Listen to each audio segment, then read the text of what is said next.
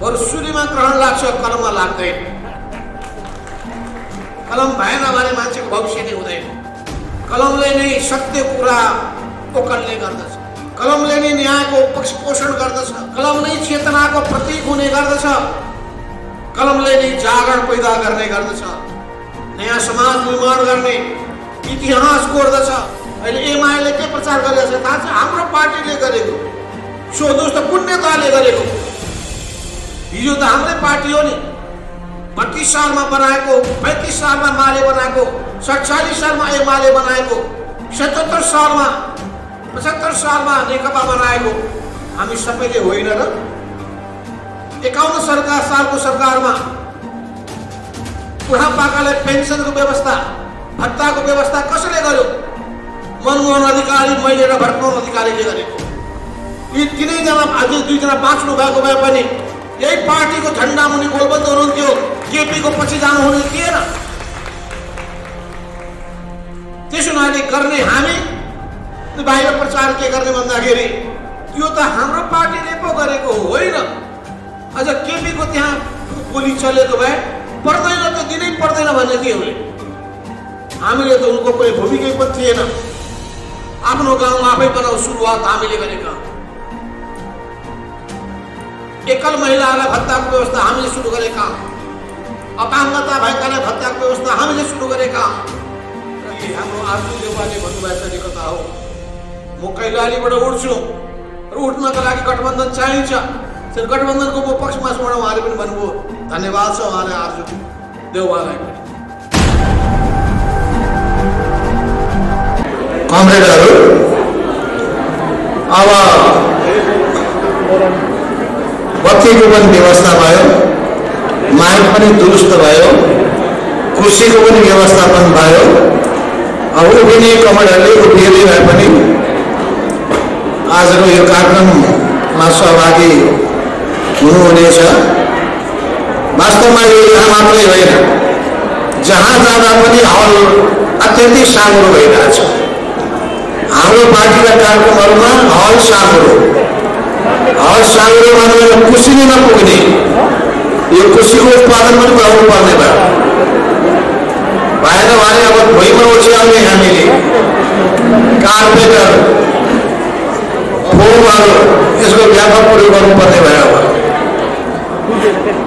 जहाँ गयो त्यस्तै अवस्था छ, पहाडतिर गयो त्यस्तै, हिमालतिर पुग्यो त्यस्तै, गोर्खाको बालपाहाडमा पुग्दाखेरि, त्यहाँको लाप्राकमा पुग्दाखेरि मैले देखेँ सिङ्गै गाउँले समुदायहरू, त्यहाँका गुरुङ मगर समुदायका महिलाहरू आफ्नो आफ्नो वेशभूषामा टाढाबाट आउनुभयो र सँगसँगै हामीले खाना खायौँ र सबैले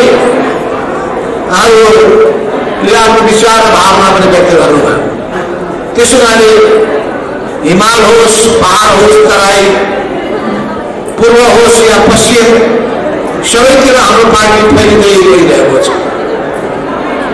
हाम्रो पार्टीको विस्तार देखेर हाम्रा बहिनीहरू आत्तिएका छन्। आत्तिएर उनीहरूले आफ्नो मानसिक सन्तुलन गुमाउन थालेका छन्। जब मान्छेको मानसिक सन्तुलन घुम्छ अनि ऊ बर्बराउन थाल्छ, अनि बर्बराउने बेलामा के बोले के बोलिन उसलाई होसै हुँदैन, बेहोसी अवस्थामा हुन्छ। यसबाट हामीले आत्तिनुपर्ने केही पनि आवश्यकता छैन। विरोधीहरूले अनेक खालका भ्रमहरू पैदा गरेका हुन्छन्। तपाईँहरूले पनि ती भ्रमहरू, फैलाइएका कुप्रचारहरूको बारेमा जानकारी राख्नुभएको होला, हेक्का राख्नुभएको होला।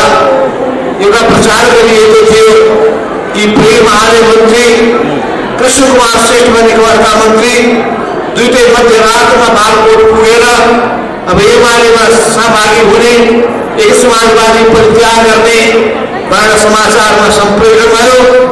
अनि कतिपय मान्छेलाई के हो कमरे, के हो फोनको भट्टी, खालि त्यही कुरा बुझ्नलाई मात्रै बज्ने गर्यो। तर अब त्यो भ्रम पनि छैन, किनकि यस्ता कुप्रचारहरू गर्नका लागि खप्पिस भइसकेका तिनीहरूले हुँदै नभएको कुराहरूको हल्ला मचाउने गर्दछन्। त्यसमा कुनै सत्यता रहेको हुँदैन। अहिले सबै ठाउँमा पार्टी प्रवेश गर्न हरकत चलिरहेको छ र सुनिरहनुहोस्, आज यो भर्खरै मात्रै नेकपा एमाले परित्याग गरेका हाम्रा कमरेडलाई मैले केन्द्रीय कार्यालयमा शपथ ग्रहण गराएँ। पार्टीमा मलाई भर्खरै शपथ ग्रहण गराएर आउँदैछु। यसरी एमाले परित्याग गर्ने एउटा लहर चलेको छ र हाम्रो पार्टीमा प्रवेश गर्ने महाअभियान सुरु भएको छ। सबै तहमा, कहिले कुनै जिल्लाबाट, कहिले कुनै जिल्लाबाट, कहिले कुनै तह, कहिले कुनै तह। अस्ति धादिङ जाँदाखेरि धादिङमा भन्नुभयो, गल्छी नगरपालिकाले के घोषणा गर्यो भने गल्छीमा हामीलाई कसैले पनि पराजित गर्न सक्दैन, कमरेड एक्लै आफ्नो शक्तिले हामी जित्न गइरहेका छौँ। धुनीबेसी नगरपालिकाले प्रत्येकले घोषणा गर्यो र यी दुईटै नगरपालिकाले पहिलो नगर अधिवेशन सम्पन्न गरेका छ। यो बागमती भित्रै पर्नेछ, पर्दछ धादिङ। अब नगर अधिवेशन पनि सुरु भइसक्यो, पालिकाको अधिवेशन पनि सुरु भइसक्यो। निर्वाचित कमिटीहरू बन्न थालिसके र त्यो निर्वाचित कमिटी गठन गर्नका लागि मान्छेहरूको पहिलो लाग्न थालेका छ। यदि 6 महिनाको छोटो अवधिभित्र कुनै पनि पार्टीले यो विशाल आकार ग्रहण गर्न सकेको छैन। हामी दावाका साथ भन्छौँ, 6 महिनाको समयभित्र कुनै पनि पार्टीले यत्रो ठुलो आकार ग्रहण गर्न सकेको छैन। देशका 77 जिल्लामा फैलिएको हाम्रो पार्टीको संरचना 753वटा पालिकाहरूमध्ये अधिकांश पालिकामा पार्टी कमिटी निर्माण भएको स्थिति अनि 6743वटा वडाहरू छन् देशभरिमा। ती वडाहरूको पनि अधिकांश वडाहरूमा कमिटी गठन भइसकेको यो अवस्था कतिवटा पार्टीको होला, तर हिसाब किताब गरेर भन्नुहोस् त। त्यसो हुनाले हाम्रो पार्टीमा त्यो क्षमता छ, त्यो खोजी छ, त्यो आकर्षण छ र त्यो हैसियत छ। यो कसरी सम्भव भयो त? सम्भव किन भयो भने पार्टीले सही विचारलाई सार्यो, पार्टीले सही नीति अवलम्बन गर्यो।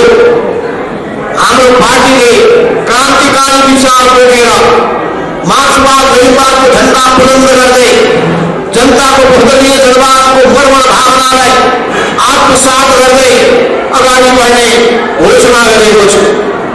हाम्रो पार्टीले सबै खालका दक्षिणपन्थी पलायनवादी समर्पणवादी प्रवृत्तिलाई तिरस्कार गर्दै क्रान्तिकारी आधारमा दृढताका साथ उभिने घोषणा गरेको छ।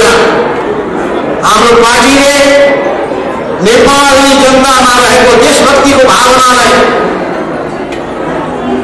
बुलन्द गर्दै देशको हितलाई केन्द्रबिन्दुमा राखेर देशको स्वार्थलाई सबैभन्दा महत्त्व दिएर अगाडि बढ्ने कुरामा जोड दिएको छ।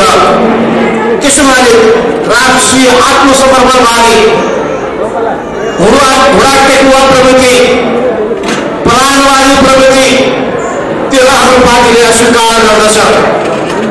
देशको असंलग्नताको रक्षा गर्न चाहन्छ, स्वाभिमानको रक्षा गर्न चाहन्छ, देशभक्तिको रक्षा गर्न चाहन्छ।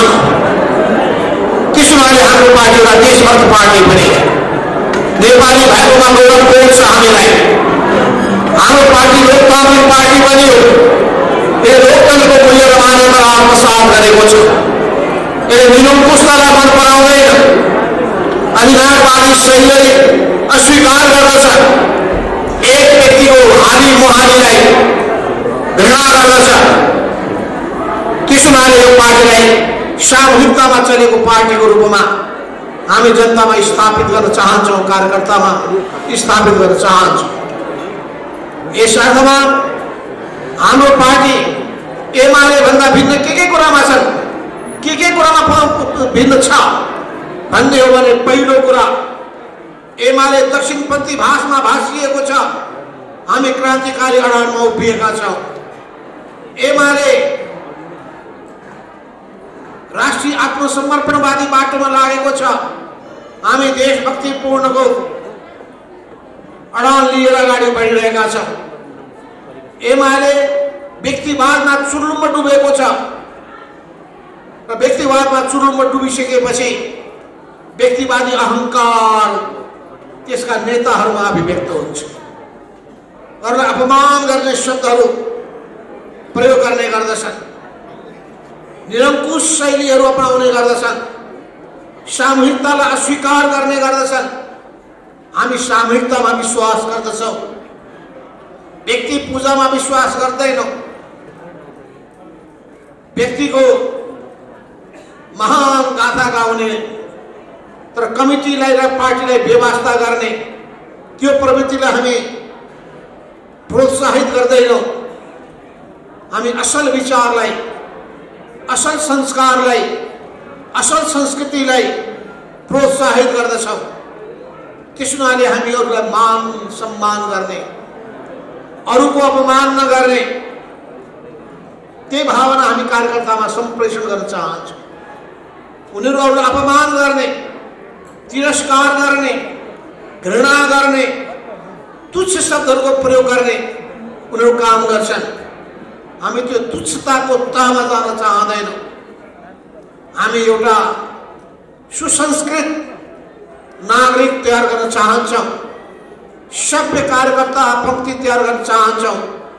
त्यसैले हामी र केपी ओलीको पार्टीमा ठुलो भिन्नता छ। हामी देशलाई र जनतालाई केन्द्रबिन्दुमा राखेर चल्न चाहन्छौँ। उनीहरू भ्रष्टाचारमा चुर्लुम्ब डुबेका छन्। हामी भ्रष्टाचारका विरुद्धमा दृढताका साथ उभिन चाहन्छौँ।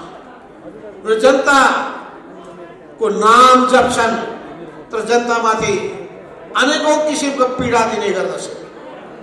हामी जनताको हितलाई केन्द्रबिन्दुमा राखेर जनताको कल्याणको निम्ति अघि बढ्न चाहन्छौँ। हो यिनै विचार, यिनै कुराहरूले हाम्रो पार्टी र एमाले पार्टीमा भिन्नता देखिएको छ। यो पार्टी हामीले जुन निर्माण गरेका छौँ, कसैले भन्छन् यो नयाँ पार्टी हो। यो पार्टी नयाँ हो कि होइन, यसमा दुईटा विचार छ। कसैले भन्छन् यो नयाँ पार्टी हो, त्यो पनि कुरा सही नै हो। किन पार्टीको नाम नेपाल कम्युनिस्ट पार्टी एक समाजवादी छ, नयाँ पार्टी हो। कोही भन्छन् यो नयाँ पार्टी होइन, पुरानै पार्टी हो, त्यो पनि सही नै हो। किन जम्मै पुराना नेताहरू सङ्घर्षमा खारिएका, मोर्चामा जुटेका, अनुभव हासिल गरेका, पार्टी चलाउने काममा, देश हाँक्ने काममा अनुभव हासिल गरेका 101 योद्धाहरू छन्। त्यसैले यो पुरानै पार्टी पनि हो। त कुरो के हो भने यो 2006 सालमा पुष्पलालले निर्माण गर्नुभएको, गठन गर्नुभएको पार्टी नेपाल कम्युनिस्ट पार्टीको क्रान्तिकारी विरासतलाई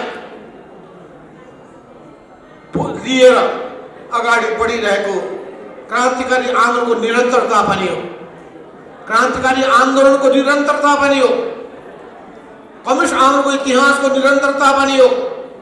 कम्युनिस्ट आन्दोलनको इतिहासलाई अझै चम्किलो बनाउने सङ्कल्प बोकेर गठन गरिएको र पार्टीलाई दक्षिणपन्थी भाषमा भासिने र समाप्त पार्न खोज्ने षड्यन्त्रलाई विफल पारेर हामीले निर्माण गरेको, यो पुनर्निर्माण गरेको पार्टी पनि यो पार्टीको पुनर्गठन हो। अर्को भाषामा भन्यो भने यो पार्टीको पुनर्गठन हो, आन्दोलनको पुनर्गठन हो। विद्रोहबाट जन्मिएको एउटा नयाँ पार्टी पनि, नयाँ नामाकरण पनि गरिएको पनि। त्यसैले पुरानो इतिहास हामीसँग छ। 2032 सालमा कोर्डिनेसन कमिटी बनाउँदाखेरिका 5 जना योद्धाहरूमध्ये अहिले बाँकी भएका योद्धाहरू, ती योद्धाहरूमध्ये सबै जसो 4 मध्ये 3 हाम्रो पक्षमा हुनुहुन्छ। 4 मध्ये 3 हाम्रो पक्षमा हुनुहुन्छ। त्यसको गठन गर्ने, त्यसको पोलिट ब्युरो सदस्य, त्यसको मूल 2 नेता मध्येको एक नेता म आफै छु। एउटा नेता त पार्टी छोडेर हिँडिसके, कतै पनि छैन, उनको कुरै छोडिदियो। अर्को नेता झलनाथ खनाल पनि हामीतिरै हुनुहुन्छ, मुकुन्द नेवारले पनि हामीतिरै हुनुहुन्छ। अब उता हुनुभएको जम्मा एकजना अमृत बोहरा, त्यो पनि अमृत बोहराको अहिले बोली नै गएको छ, बिचराको बिजु। कति मैले सम्मान गर्थेँ, कति मैले आशा गरेका थिएँ कि ग्रहण लाग्यो थाहा छैन, के जोडी सुनाइयो थाहा छैन। अब अष्टलक्ष्मीजीको पनि बिहा छ, मान्छेले 10 भाइ 10 भाइ भन्छन्, 10 भाइ नभन्नुहोस्, 10 भाइ बहिनी या दिदी भाइ के भन्नुपर्छ भन्नुहोस्। त्यसो भएको हुनाले हिजो साथमा रहेका कतिपय साथीहरू, अधिकांश साथीहरू त्यो पुस्ताकाले साथ छोडे। त्यो पुस्ताकाले साथ छोडेको भए तापनि हामीले खुट्टा कमाएनौँ, हामी आफूलाई निरीह ठानेनौँ, हिम्मत गऱ्यौँ। किनभने 8 जनाले सुरु गरेको कोअर्डिनेसन केन्द्रमा सुरुमै 3 जना मान्छे बेपत्ता भए। 8 जनामा 3 जना बेपत्ता भएपछि बाँकी 5 भएन। त्यो बेलामा त हामी आत्तिएनौँ भने अहिले त जहाँ गयो हजारौँ हजार, धादिङमा पुग्यो 3000 कार्यकर्ताहरूको बेला। गाउँपालिका स्तरको पनि जिल्ला स्तरको पनि होइन, कार्यकर्ताहरूको बेला। त्यसै गरी हामी अस्ति गयौँ नुवाकोटमा, त्यस्तै शानदार भेला। नुवाकोटमा त तरङ्ग पैदा गर्यो। मञ्चमा एकजना पनि पार्टी केन्द्रीय कमिटीका सदस्य हुनुहुन्न थियो, जम्मा 1 जना हुनुहुन्छ केन्द्रीय नेता। उहाँ पनि उहाँको आमाको निधन भएको हुनाले आउन सक्नु भएन। तर पनि कार्यकर्तामा कत्रो उत्साह र कस्तो उमङ्ग। सारा जिल्लाबाट मान्छेहरू विदुरमा ओइरिनु भयो, शानदार रूपमा कार्यक्रम सम्पन्न गर्नुभयो। उत्साह त्यसले पैदा गर्यो र त्यही सन्देश, उत्साहको सन्देश लिएर उहाँहरू गाउँ गाउँ, टोल टोल, बस्ती बस्तीमा जानुभएको छ। त्यसो हुनाले यो पार्टीको भविष्य छ। हाम्रा विरोधीले भने जस्तो यो सत्य होइन कि यसको भविष्य छैन भन्ने कुरा सत्य होइन। यसको भविष्य छ। यो छ भने हामीले कफ हाँकेको होइन, व्यवहारले पुष्टि गरेका छौँ। के व्यवहारले पुष्टि गरेका छौँ भने सुरुमै हाम्रो लडाइँ भयो केपी ओलीसँग। राष्ट्रिय सभाको चुनावमा हामीले एउटा उम्मेदवार खडा गर्यौँ, केपी ओलीले पनि एउटा उम्मेदवार खडा गरे। केपी ओलीको उम्मेदवार भनेको एमाले र माओवादीको दुईटै सम्मिश्रण भएको उम्मेदवार, धुलो चाटे। हाम्रो उम्मेदवार विजयको शिखरमा पुगे, कलम चिन्ह बोकेर उभिए, कलम चिन्हलाई जिताएर पहिलो इतिहास निर्माण गर्ने काम गरे। त्यसो भए कसैले भने जस्तो यो कलम त कसैलाई थाहा छैन। कलम त अहिले सानो बच्चा पनि उठ्ने बित्तिकै कलमै हामी थमाउँछौँ। कलम त सबैले सम्झिन्छन्, बरु सुलीमा ग्रहण लाग्छ, कलममा लाग्दैन। कलम भएन भने मान्छेको भविष्य नै हुँदैन। कलमले नै सत्य कुरा ओकल्ने गर्दछ, कलमले नै न्यायको पक्ष पोषण गर्दछ, कलम नै चेतनाको प्रतीक हुने गर्दछ, कलमले नै जागरण पैदा गर्ने गर्दछ, नयाँ समाज निर्माण गर्ने इतिहास कोर्दछ। र यस अर्थमा कलमको बेग्लै महत्त्व छ। कसैले होइन कमरेड सूर्य नभएको हुनाले हामीलाई गाह्रो पो पर्यो भन्छ। प्रचार पुगेन। त्यो प्रचार जति हामीले फैलाउँदै गयौँ, नभए हामीले उहिले कलम लिएका थियौँ। माओवादीको हँसी हतौडाले 64 सालमा कसरी जित्यो त? जितेर देखाएकै हो। त्यस हुनाले त्यो चिन्ह ठुलो कुरो होइन, विचार ठुलो कुरा हो। विचार लिएर जानुपर्छ जनताको माझमा, र जनतालाई हामीले बताउन सक्नुपर्छ। त्यसो घर घर जाने, घर दैलो अभियान गर्ने, टोल बस्तीमा पुग्ने, प्रत्येक दिदीभाइ प्रत्येक आमा बहिनीहरूलाई यो कुरा बताउँदै जाने, दाजुभाइ दिदीबहिनीहरू कोही योबाट यो जानकारीबाट वञ्चित नहुन् त्यसमा ख्याल गर्ने। त्यसो हुनाले उपस्थित कमरेडहरू, यो म अखिल नेपाल महिला संघ समाजवादीलाई विशेष रूपमा धन्यवाद दिन चाहन्छु। किन दिन चाहन्छु भने 2077 सालको चैत्र 4 र 5 गतेका दिनमा हामीले आजभन्दा 1 वर्ष पहिले हामीले काठमाडौँमा केपी ओलीको निरङ्कुशताका विरुद्धमा विद्रोहको घोषणा गरेका थियौँ। पार्टी त हामीले पछि बनायौँ, तर विद्रोहको घोषणा हामीले चैत महिनामा गरेका थियौँ। चैत महिनामा गरेको 1 वर्ष पुरा भएको छ। पार्टी खोलेको जम्मा 6 महिना भएको छ। त्यो बेलामा त्यतिखेर अखिल नेपाल महिला सङ्घको समाजवादीलाई ठ्याक्क पार्टीको राष्ट्रिय कार्यकर्ता भेलापछि महिलाहरूको देशव्यापी भेला, राष्ट्रिय भेलाको आयोजना भएको थियो। त्यो भेलाबाट अखिल नेपाल महिला सङ्घ समाजवादीको केन्द्रीय कमिटी गठन भएको थियो कर्ण जयन्ती राईको नेतृत्वमा। अहिले अखिल नेपाल महिला सङ्घ समाजवादी देशव्यापी रूपमा फैलिएको छ। प्रदेश प्रदेशमा कमिटीहरू बनेका छन्, जिल्ला जिल्लामा कमिटीहरू बनेका छन्, पालिका पालिकामा कमिटी बन्दै पार्टीको सङ्गठन जस्तै जनवर्गीय सङ्गठनहरू पनि गठन भइरहेका छन्, परिचालित भइरहेका छन्। अब त झन् चुनावको बेलामा त्यसको ठुलो आवश्यकता छ। एउटा समय थियो हामीले उम्मेदवार महिला खोज्नु, उम्मेदवार खडा गर्नु पर्यो भने टर्च बालेर हेर्नु पर्दथ्यो। बाटोमा कोही महिला फेला पर्यो कि टिकट दिइहाल्यो, मान्छे नै थिएन। त्यो अवस्थाबाट हामी गुज्रेका हौँ। टिकट दिन जाने हामी, मान्छे पर्दैन मात्रै हामी लिन्नु भने भागा भाग गर्ने। अब 1 से 1 जागरुक महिलाहरू अब देखा पर्खाउनु भएको छ। महिलाहरूले अधिकार पाउनु भएको छ। संविधानमा त्यो व्यवस्था हामीले गरेका छौँ। संविधानमा त्यो व्यवस्था गर्नुभन्दा पहिले नै, यो संविधानमा व्यवस्था गर्नुभन्दा पहिले नै गर्वका साथ तपाईँले भन्नुपर्छ, महिलाहरूको निम्ति विशेष सिटको व्यवस्था 2047 सालमा संविधान बनाउने हाम्रो पार्टीबाट मै गएको थिएँ। म, निर्मल लामा र भरत मोहन अधिकारीजी, 3 वामपन्थीहरूले अडान दियौँ। महिलाको लागि सिट सुरक्षित गर्ने प्रबन्ध त्यही बेलादेखि सुरु भएको।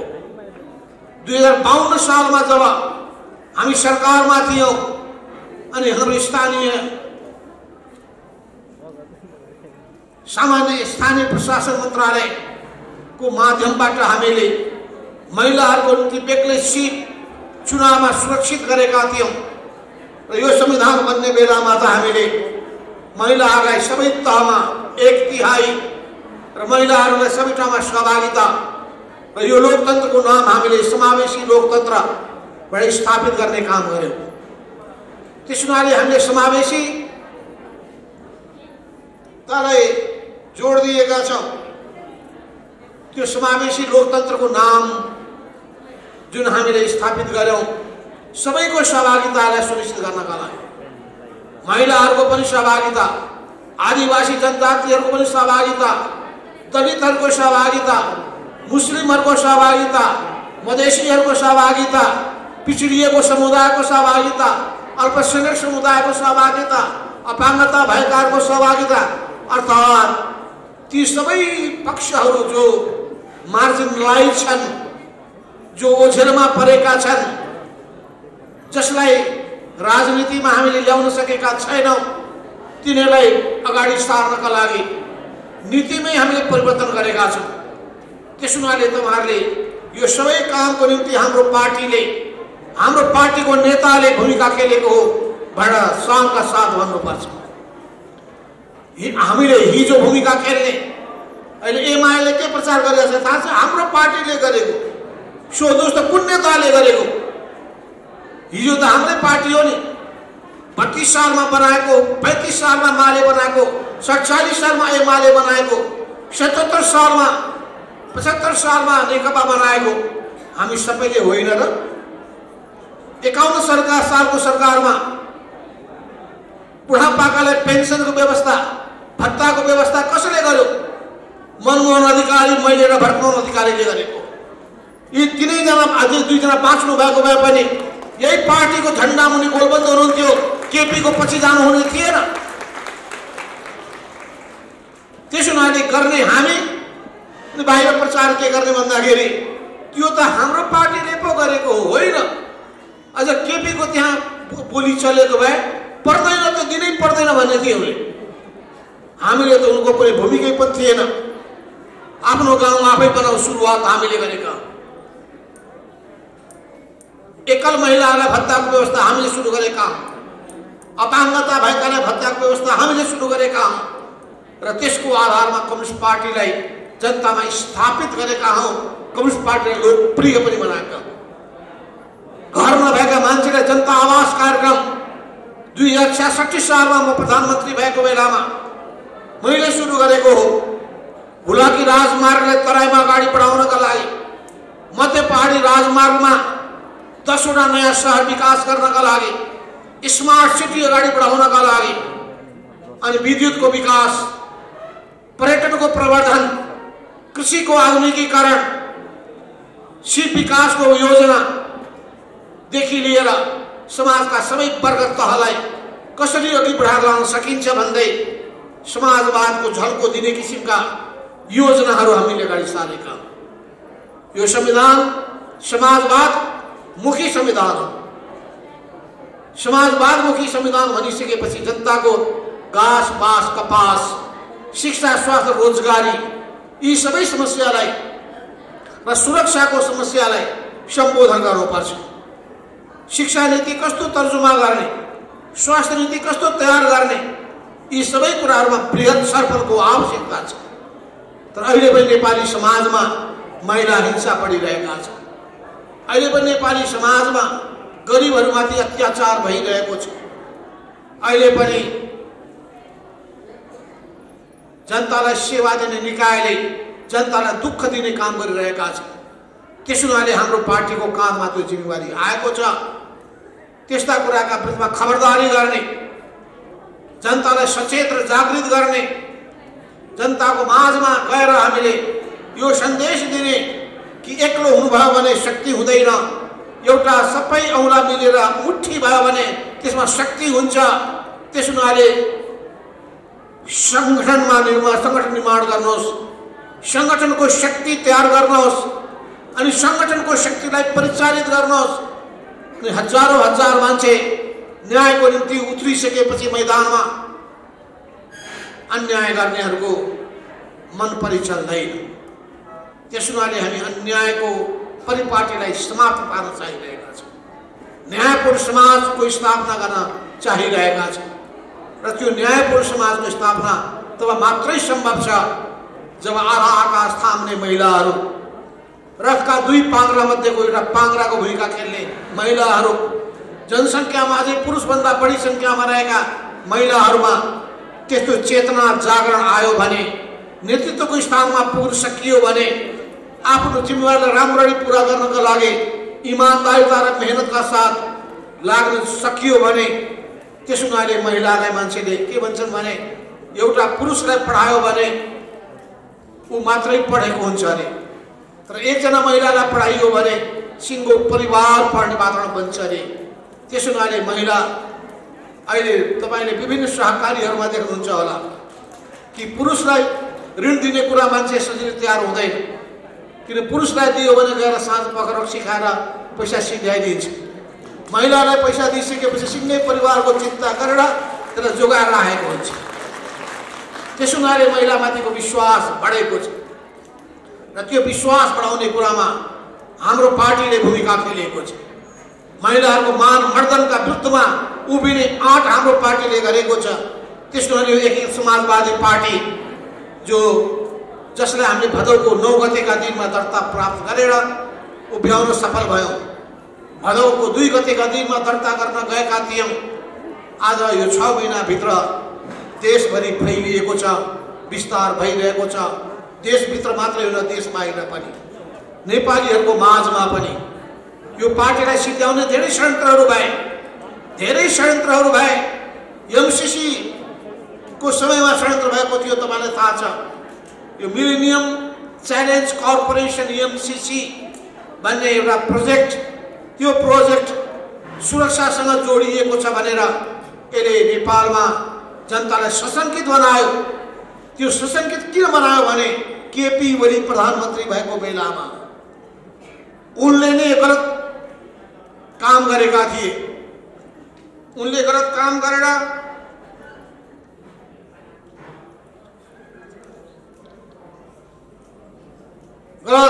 गरेर वास्तवमा MCC IPS Indo Pacific strategy Hind महासागर रणनीतिको अंग हो भनेर नेपाललाई अमेरिकन सेनालाई प्रवेश गर्ने ढोका खोलिदिएको त्यो काम भएको थियो। त्यसका विरुद्धमा पार्टीभित्र आवाज उठ्यो र आवाज उठिसकेपछि अनि अमेरिकाले नीतिमा अलिक परिवर्तन गर्यो र अहिले हामीले भन्यौं यदि सेनासँग जोडिएको छैन भने, सुरक्षासँग जोडिएको छैन भने, नेपालको भूमि छिमेकीहरूका विरुद्धमा प्रयोग हुँदैन भने, नितान्त आर्थिक सहयोगको निम्ति मात्र यो रकम दिइएको हो भने र नेपालको संविधानभन्दा माथि कुनै पनि कुरा हुँदैन भने हामी यसलाई स्वीकार गर्न तयार छौं। अहिले तपाईहरु यहाँ बस्नु भएको छ, यो माथिको हलमा सबै अट्न सक्नु भएन। तल पनि हाम्रा महिला दिदीबहिनीहरू तल गएर यहाँ हाम्रा अप्ठ्यारो भएको होला, अप्ठ्यारो नमानिदिनुहोस्। संख्या ठुलो भइसकेपछि पनि गाह्रो हुन त अझै बस्यो भने पनि यो खस्नेवाला छैन होला, बलियो घर होला यो। त्यसो हुनाले तर पनि ठाउँै छैन यहाँ। त्यसो हुनाले तल उहाँहरू गएर बस्नु भएको छ र बस्ने व्यवस्था आयोजकहरूले मिलाउनु पनि भएको छ। त तपाईहरुलाई पनि मैले यहीँबाट सम्बोधन गरिरहेको छु कि एमसीसी को नाउँमा पनि जसरी यो गठबन्धनलाई तोड्ने कोसिस भयो, शेरबहादुरलाई शर्त राखियो, 4 शर्त। त्यो शर्त पालन गर्ने हो भने एमसीसी लाई बिना कुनै शर्त समर्थन गर्छुबाट केपी ओलीको पार्टीले केपी ओलीले भनेका थिए। पहिलो नम्बर कुरा, हामी 14 जना सांसदलाई तुरुन्तै कारबाही गर्नुपर्छ। त्यो कारबाही गर्न यदि सभामुखले मान्दैन भने सभामुखलाई पनि निकाल्नुपर्छ अग्नि सापकोटालाई। दोस्रो शर्त राखिएको थियो कि हाम्रो पार्टीको वैधानिकतालाई रद्द गरिदिने, पार्टी वैधानिकताबाट वञ्चित भइदिने।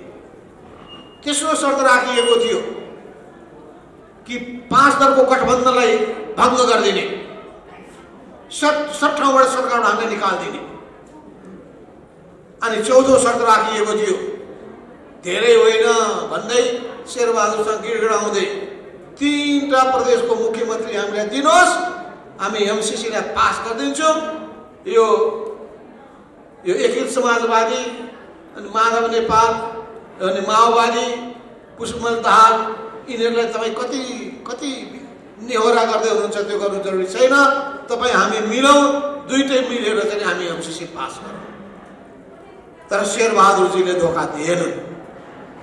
उनले धोका दिएनन्, हामीलाई साथ दिए र उनले भने म धोखाको राजनीति गर्ने मान्छे होइन। अहिले पनि तपाईँ हेर्नुहोस्, नेपाली कांग्रेसभित्र चुनावमा गठबन्धन गर्न हुँदैन भन्ने पनि केही मान्छेले भनिरहेका छन्। तर शेरबहादुरजीले पटक पटक भन्नुभएको छ यो गठबन्धन सँगसँगै चुनावमा हामी जानेछौँ। अब पार्टीले नै के निर्णय गर्छ हामी पर्खेर बसेका छौँ। हामी आफ्नो शक्तिको बलमा अगाडि बढ्न चाहन्छौँ। चुनाव वैशाखको 30 गते नै हुन्छ, त्यसमा कुनै तपाईहरु अलमलमा पर्नुपर्ने आवश्यकता छैन। वैशाख 30 गतेको चुनावको तयारीमा अब सिङ्गो पार्टी लागेको छ। त्यही अनुसार हामीले कमिटी बनाइरहेका छौँ, बनेको कमिटीलाई परिचालित गर्ने काम गरिरहेका छौँ।